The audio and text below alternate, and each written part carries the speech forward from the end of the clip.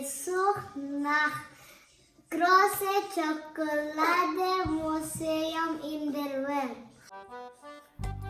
Nah, ini nih adalah museum coklat terbesar di dunia. Museum ini tuh pertama kali plan projectnya itu tahun 2013.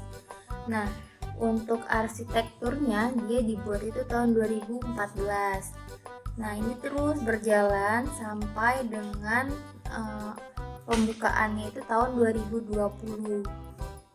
Nah, ini letaknya itu ada di daerah Kilchberg di Zurich, di Switzerland. Das Schokolade ist so groß. Oh my god.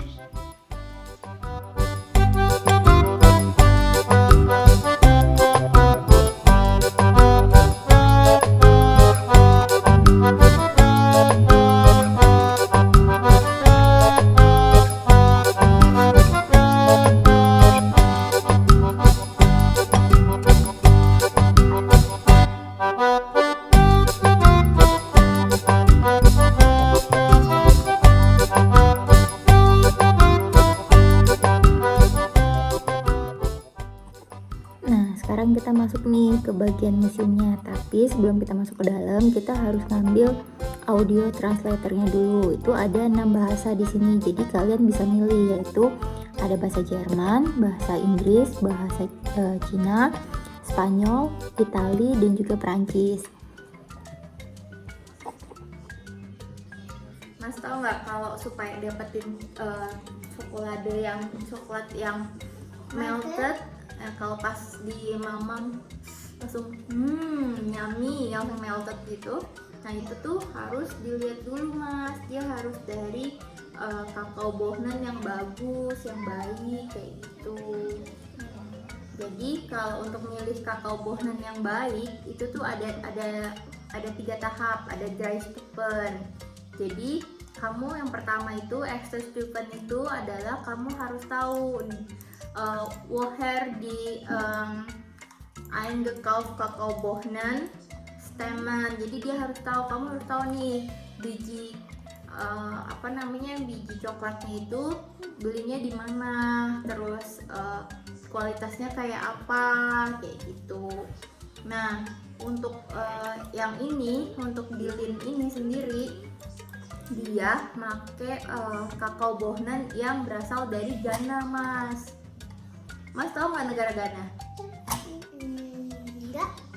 Negara Ghana itu adanya di Afrika, Mas. Dia itu adalah negara dengan ekspor, dengan pengiriman produk kakao bohnen terbesar kedua, Mas, di dunia setelah Pantai Gading. Jadi Lin ini bekerja sama atau sama partnernya itu untuk ekspor kakao bohnennya itu tuh dari Ghana. Nah, nanti setelah Stupe, nanti tuh ada namanya Weterbildung interne Überprüfung. Jadi dia ngasih tahu nih, bikin informasi ke petani-petani. Tahu nggak farming? Petani itu farming, Mas. Farming kakao bohnen itu dia ngasih tahu bahwa ini nanti yang untuk bikin kakao bohnen yang baik itu harus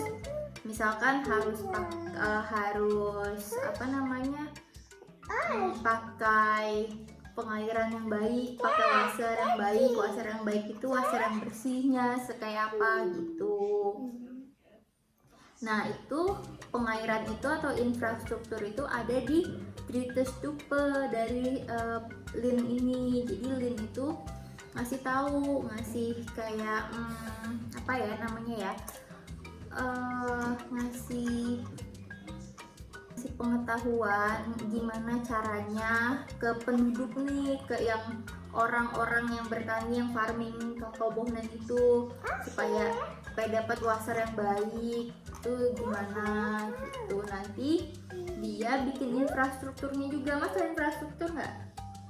Infrastruktur infrastruktur itu kayak fasilitas supaya dapat washer yang baik. Dia bikinin dulu nih, ada tempat washer, terus ada yang untuk filternya Filter itu apa? supaya washernya bersih. Jadi washernya tuh nggak kotor kayak gitu, jadi difilter dulu. Nah terus udah gitu kan di Ghana itu ada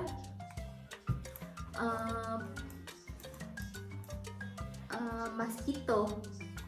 Oh, mosquito. Iya, mosquito yang bikin penyakit.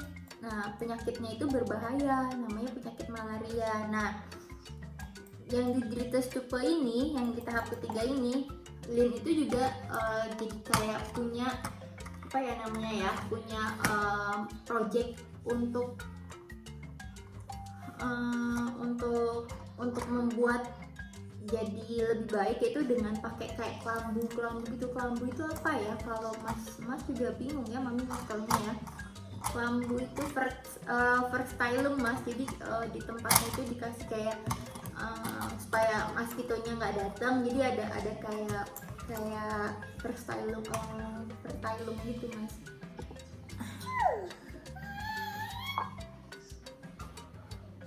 Mas tahu coklat history nggak mas? Nggak tahu. Nah, kalau coklat history itu pertama kalinya ada orang tahu coklat itu tuh ya, itu pertama kalinya yaitu di Middle Americanism, di Amerika Tengah mas, di ini. Tengah itu middle kan? Iya, Middle Americanism itu di Meksiko. Oh, Meksiko. Ya. Tahu. Ya, pertama kali coklat itu ditemukan itu adalah di Meksiko. Nah, pertama kali itu adalah suku Maya. Dia membuat minuman coklat itu untuk Kunigen, mas. Kunigen itu king kan? Untuk Kunigen. Terus untuk kayak perayaan keagamaan kayak gitu-gitu. Nah, tapi pertama kali coklat itu ditemuin tuh rasanya masih bitter, masih pahit, belum manis, belum ada rasa yang enak buat ini, itu belum mas, belum sus, jadi masih bitter. Nah terus kalau pertama kalinya kakaonya itu, maksudnya si coklatnya itu masuk ke Eropa, itu dia pertama kali itu orang yang bawa coklat itu adalah Christopher Columbus. Orang yang pertama kali membawa coklat ke Eropa itu adalah namanya Christopher Columbus. Itu. Tapi dia nggak suka sama coklat itu karena rasanya masih Bitter. gitu. Jadi dia nggak suka sama si coklat itu sekitar tahun 1502. 1502. Yes, itu dibawa sama Christopher Columbus. Tapi dia tidak suka karena itu masih Ada bitter. too bitter und too soft. Gitu. Nah, tapi kemudian ada orang dari Spanyol yang membawa lagi kakao itu yang sudah dicampur dengan gula, dengan cuka, jadi rasanya agak sus. Tuh. Oh, ya,